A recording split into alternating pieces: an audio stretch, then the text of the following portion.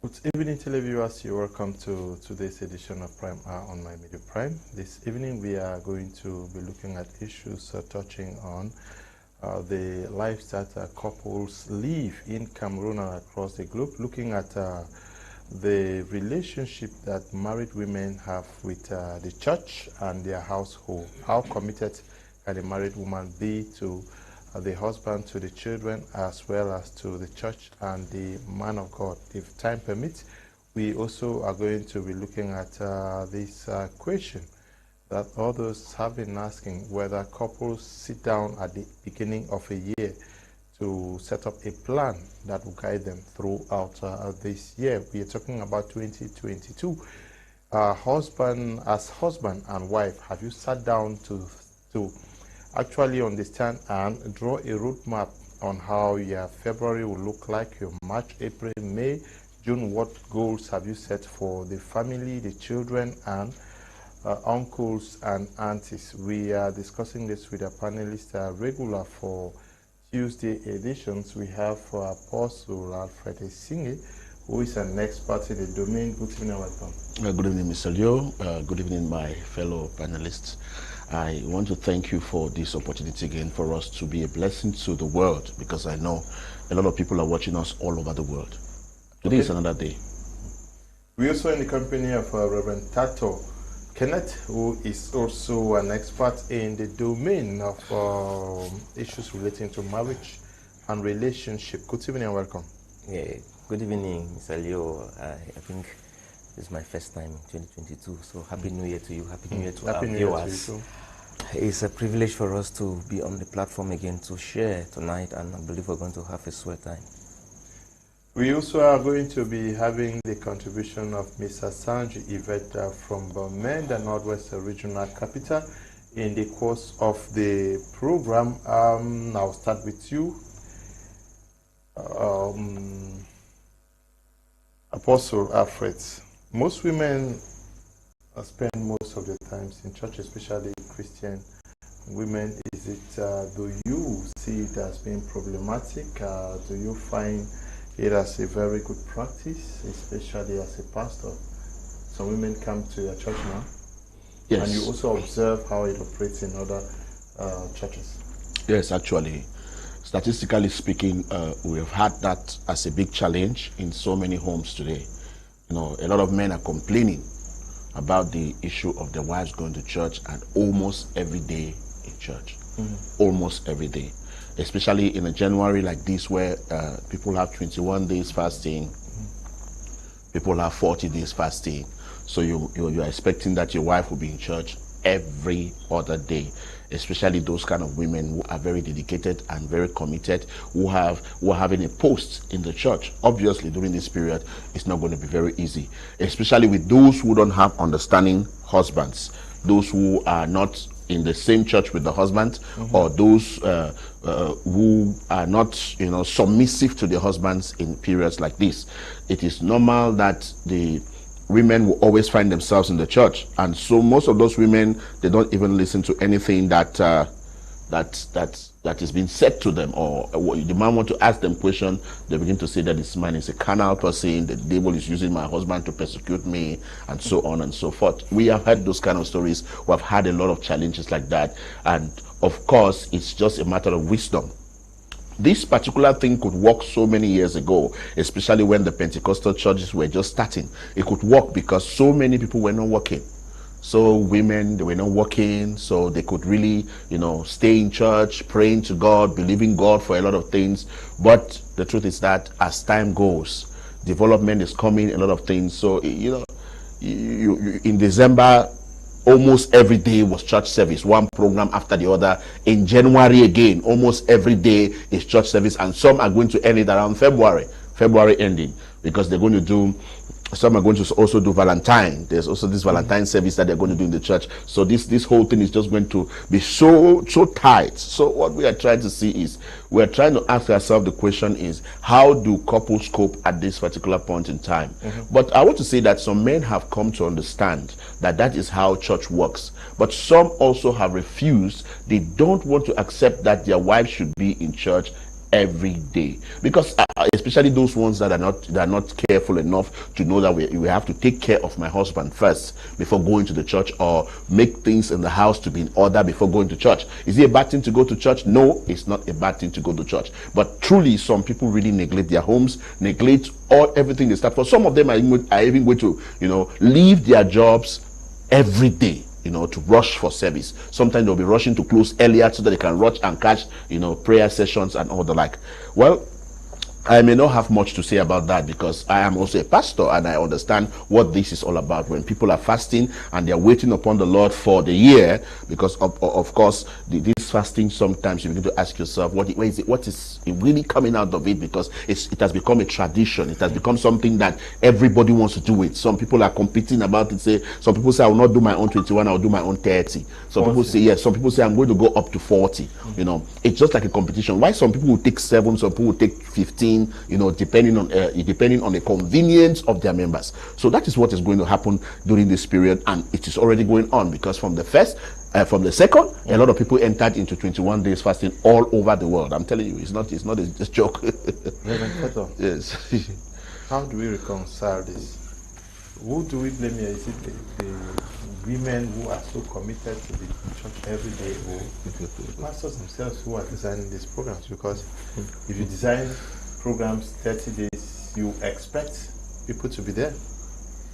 Yeah, I want to be reluctant to be hasty into playing the blame game.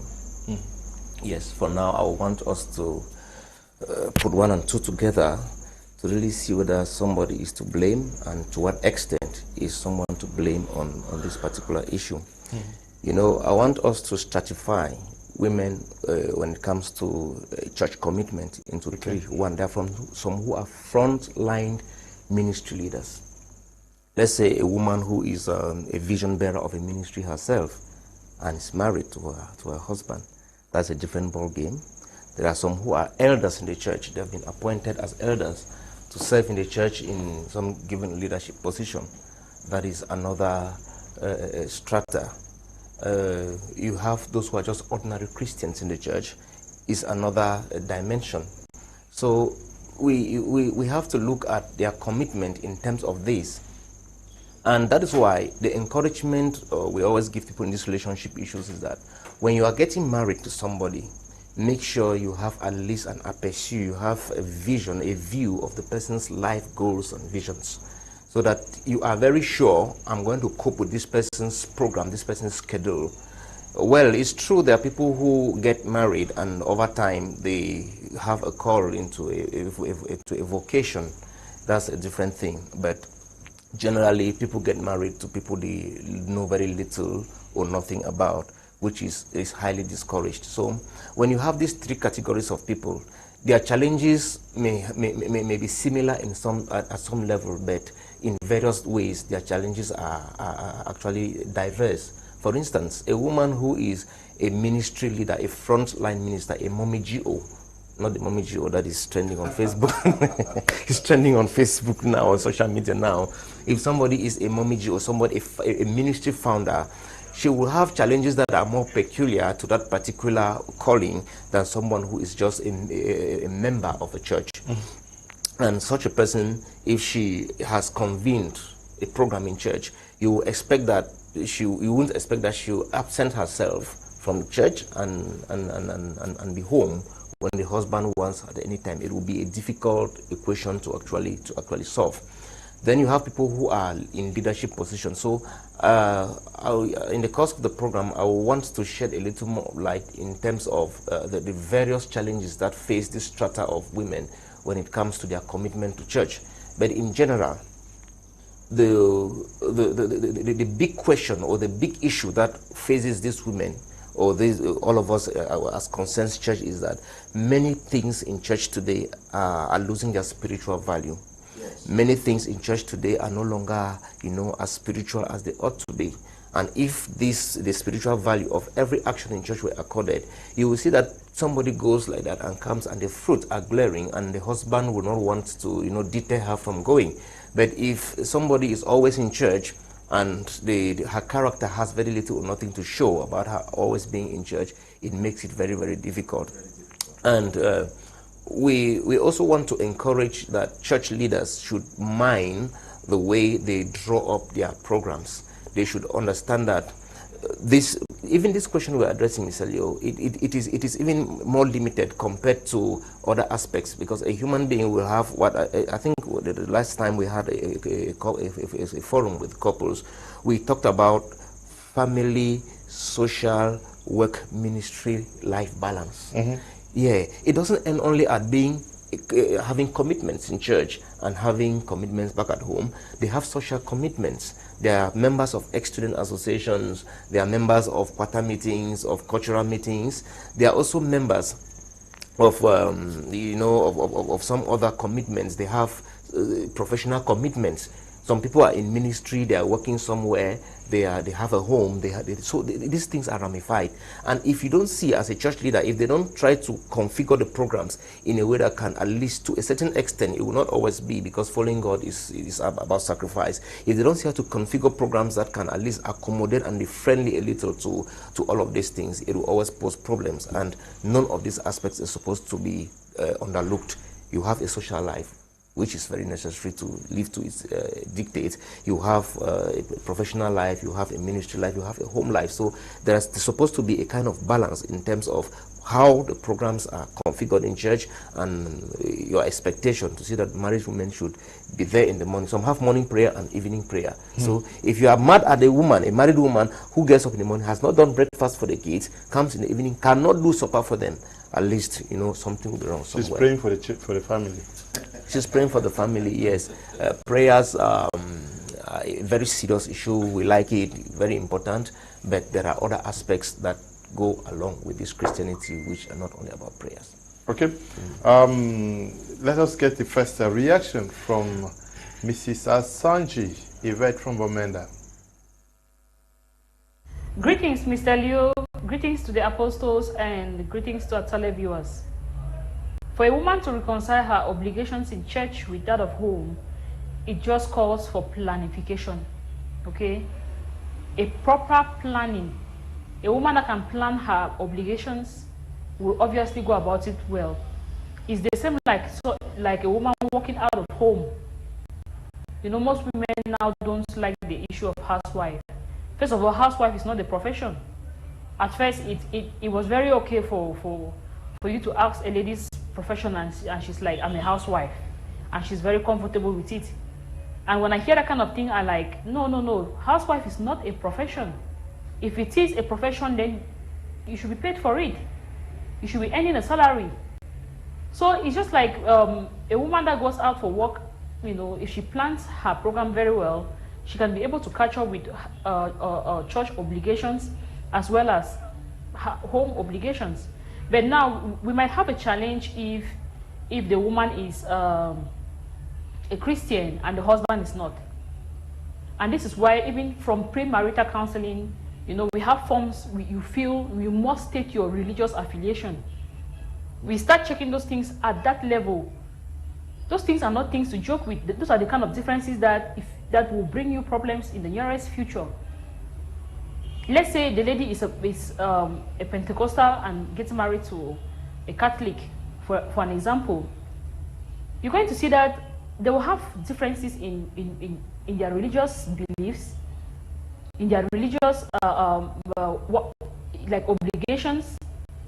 They will have differences a lot, even how they pray, what they hold as values. Those things can be different, and it's going to bring problems in the marriage. So from the premarital counseling, we start checking. If you are a Pentecostal and the other person is a Catholic, both of you need to come to an agreement. I mean, it starts from there. We don't overlook that aspect. We take time to check each and every aspect that will possibly bring you problems in the future. So most often it's handled during premarital counseling. But now, let's say in a case where the couples got married without premarital counseling, which I completely discourage. Please, no one listening to me now should dare get married without the premarital counseling. It's very vital. Okay, so if in case you got married without a premarital counseling, you have to face some challenges at home if you're married to an unbeliever. If you're married to an unbeliever, you have some challenges. Okay, thank you, Mr. Asanji. The issues of denomination, unbeliever, and a host of others. But now, when we look at these women who spend most of the time in church, because that is what we are talking about. Yes. Is the commitment to Christ or to the man of God? Is it mostly a call from Christ to do this, or is the man of God that is now? Because you talked about planification, and she also raised the issue of planification, that you plan. But is it you who is planning, or is the man of God that is setting a plan? Is a commitment to Christ or to the servant? Like talking about planification, I think it's on the part of the woman to plan her programs at home, especially if you realize that you have found yourself in that kind of a milieu and you accept because you cannot be in a church you don't accept what they do. Because if you are in a church and you don't accept what they do, please just move to the other church that accepts that you can accept what they do. If not, it's going to be a lot of problems. There's going to be a lot of conflict. But unfortunately, most women pay allegiance to their pastor or to their man of God, especially those of the prophetic ministry. They pay allegiance to them more, because women always like to know about the future. They always like to know. Women are they like Abasinjo too much. Those kind of they like some things that people that always talk. So they always pay allegiance to their prophet, whatever the prophet does. And prophets will always want to hold special meetings. Always. It's really alarming, because the prophets are having services almost every day. There's a special anointing service, there's a special water washing of food service, there's a deliverance line, this thing and this thing, and then there are some women who are ushers, and some of them are protocols. So they must always be around the man of God. That's the truth. You must always be there, either to catch people who are falling, or to minister to the servant of God. It's obvious. Now, we're not making a mockery of this. We're just trying to say that it is becoming a burden to homes. It's becoming a problem to the society, because a lot of people are complaining and making a mockery of it. Just put this particular topic on the internet, maybe on Facebook now, and hear the number of people that will comment some things about it. It will tell you that people are tired about such things. Sometimes you go to service in the morning and come back around evening, 6 p.m. Sometimes you go to service in the morning and come back even. But is it Christ they are committed to, or is the man of God? That's what I'm saying. I said they are committed to the prophet, because it's not Christ. It's activities that the prophet. I said that's why some women are mostly attached to prophets, especially the ones that see and can call names and numbers and those kind of things. Women will always be there, and they will not leave the service until you say the final prayer. That's the kind of thing, because some of them after service they line up. So maybe they did not sleep well. Yes, and the next day again there is a special prayer in the morning, and you are expected as an usher or a protocol to be there. You are somebody's wife. That's why that's what brings us to the point where we say that married women should not occupy some kind of positions in the church, especially if you understand that those positions take you all the time in the church, because you will finally see that you cannot manage your job, you cannot manage your children, you cannot manage your husband, you cannot manage your own social life, or even your family, because church people are one of those people that neglect their family a lot. They neglect their family. Not to talk of their mothers, fathers, and all the like. They neglect it to a very high degree. Not because they want to do so, but because their commitments in the church doesn't allow them to go that way. And yours truly, we will say that even though these services are supposed to be rendered to God, but most of the services that are rendered today are not really God-oriented. They are human-oriented.